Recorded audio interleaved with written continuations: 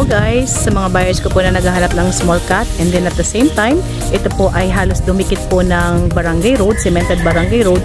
So mamaya i-explain ko po sa inyo yan kung bakit hindi pa tayo nadikit dun sa cemented barangay road po. So mamaya yan, i-explain ko yan pag nasa labas na po tayo ng pinaka road.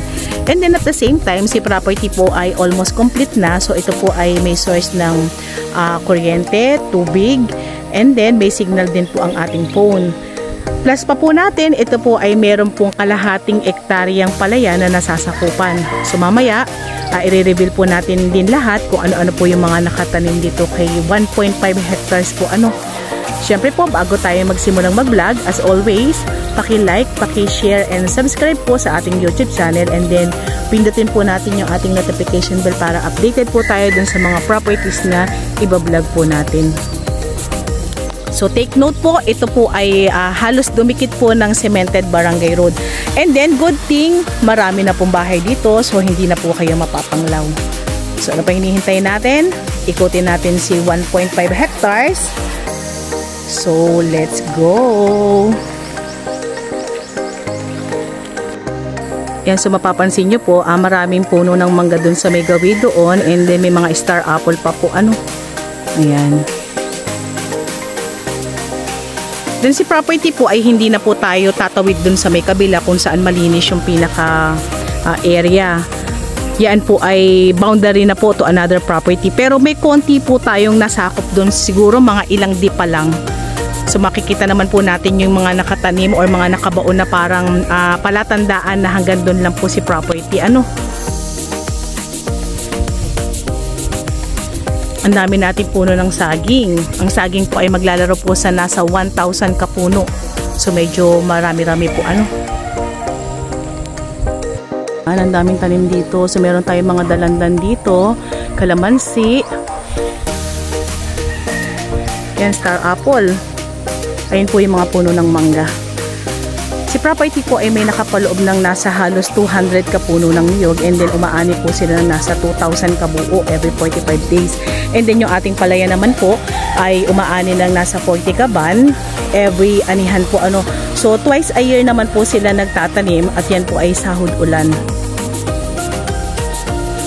So dalawa yung return income natin dito kay property. Ganda dito. Uy, may bunga yung star apple. May bunga po yung kay Mito. Tatlo? Tatlo yung star apple. Ganda dito,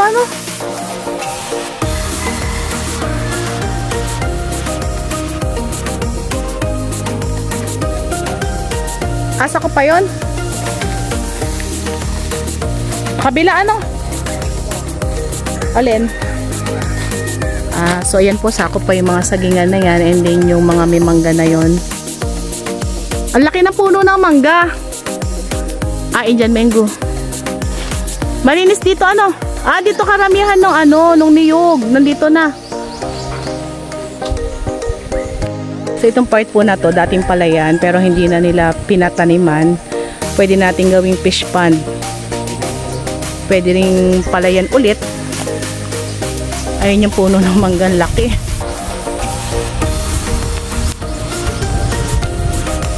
Oo, ganda. Lakad pa rin tayo. Nauna maglakad yung aking mga kasama. So dito sa part na to, dito maraming tanim na niyog. And then doon tayo lalabas doon sa may sinasabi ko po sa inyo, halos dumikit po tayo ng pinakakalsada po. So kanina doon naman po tayo dinaan sa pwede natin possible na maging right of way. And then kung i-describe ko po si property po ay almost flat. So wala po tayong magiging problema. Sa mga buyers ko po na medyo may edad, ayan, and then small cut lang po tayo. So pwede nyo po i-avail po si property. Ang ganda.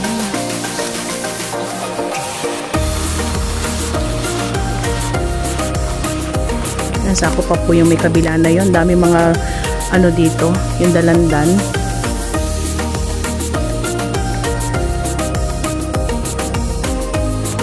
Habang naglalakad tayo, explain ko na po about sa documents itong property na to. Ito po ay TCT title, and then patay na po yung mag-asawang nasa titulo po.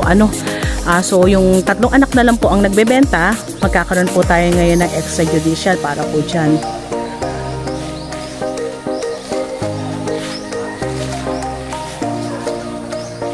Medyo may kabataan pa po ang ating niyog, so matagal-tagal pa po natin itong pakikinabangan.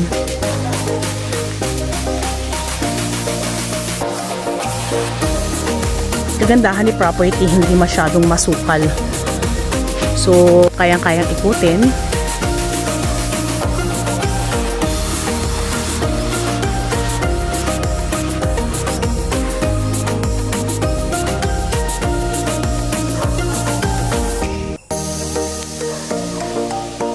So, ina-explain sa atin ni Kuya yung pinaka-boundary to another property. Bali si property po ay nasa kabuuan po ng 2 hectares and then 1.5 hectares lang po yung binibenta po nila seller. Pero kagandahan po nito ay nasukat na po. So naihiwalay na po sa sukat si 1.5 kaya po alam na po nila kung saan yung pinaka-boundary po niya. So yung kalahating ektarya po ay iiwan po para po doon sa tenant. So itong natatamaan po ng camera natin, ito na po mismo si 1.5 hectares.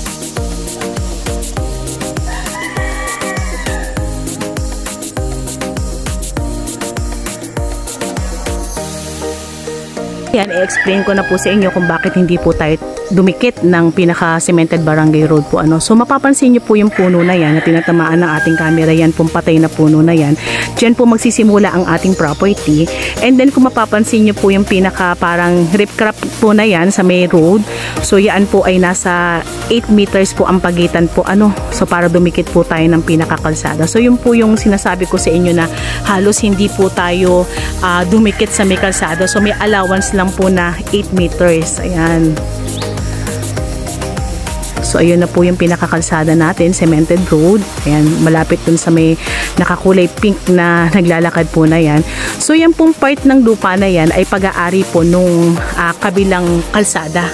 So meron po doong may-ari ng lupa na parang tinuhog po kasi or dinaanan ng kalsada ang kanyang property. Kaya yung konti na 8 meters nalipat po dito. So yan naman po ay wala pong magiging problema ayon po dun sa ating guide. Wala naman daw pong magiging problema kung sakaling dyan po tayo kukuha ng daan. So maliit na portion lang naman po nung property po kasi nila yung napunta dito. So hindi naman po masyadong magiging problema. And then kagandahan po noon, hindi po kasi mag-iiba yung mga may-ari ng lupa rito. So kaya-kaya daw po nilang kausapin or pakiusapan na tayo po ay magagawa po ng kalsada or kukuha tayo ng road para makapasok po ang ating sasakyan.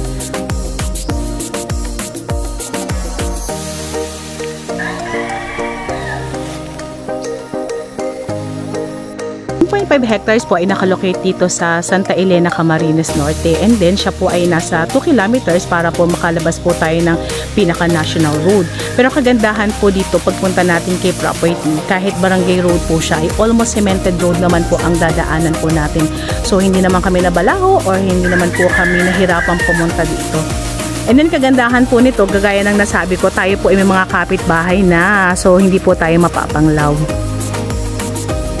Mamaya papakita ko po sa inyo yung pinaka-cemented barangay road po, paglabas natin. At kung tayo naman po ay dito kukuha ng right of way, dito po sa kinatatayuan ko, 8 meters lang po ay makakapasok na po tayo ng property. Pero kanina po, doon po kami dumaan sa may pinakadulo. So, 25 meters naman po ang magiging right of way naman po natin para makapasok po tayo doon sa may pinakadulo ni property po, kung saan nagsimula tayong mag-vlog. Ayan, nalapit ako dito sa may pinaka-barangay road para mas makita natin. So, ito na po yung start ni property. And then, ito yun na po yung pinaka-road po natin.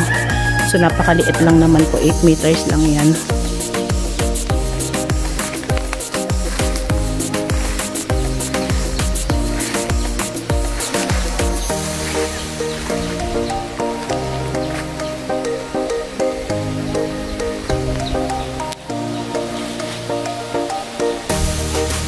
Yung dalanda na nakita ko rito, halos nasa 15 kapuno po yung nakita ko. And then, 3 star apple, mga nasa 5 mangga po siguro yung nakatanim.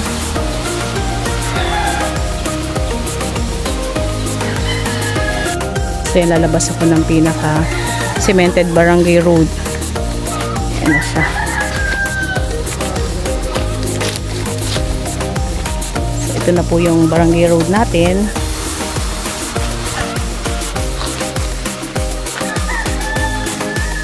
Papansin natin medyo may kalaparan yung road po natin, ano.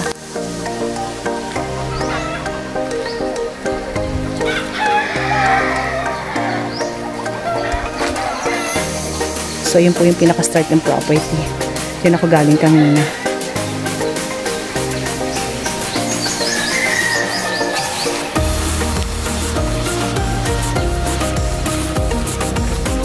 Ayan, kung sakaling magustuhan nyo sa property na may sukat na 1.5 hectares, pwede na po kami i-message sa aming WhatsApp and Viber na mag-a-appear sa inyong mga screen. Kung tayo po ay magta-travel from Manila, tayo po ay magkukonsume ng nasa 7 hours para makarating po tayo dito kay 1.5 hectares po. Ano? So yan po, kung sakaling meron po ako mga nakaligtaang sabihin dito sa property na to, bago po tayo magtapos ng vlog, meron po kami description sa baba, so pakiclick na lang din po yun. Nandun din po yung mga sasagutin po ng ating seller and then sasagutin po ng ating buyer sa oras ng bentahan. And then, nandun na rin po yung ating price. So, pasensya na po kayo. Minsan, talaga nakakalimutan kong banggitin habang nagbablog ako yung ibang mga details ng property. So, kinukumpleto naman po namin yan. Nasa description na po yan. Ano? Ayan, isang magandang property na naman yung na-visit natin for today. So, small cut lang. Sa mga buyers ko naghahanap ng small cut, ayan, grab nyo na to. So, by the way, it's me again, Olive, dito po sa Greenfield Realty. Message na po kayo. Ayan, so thank you for watching.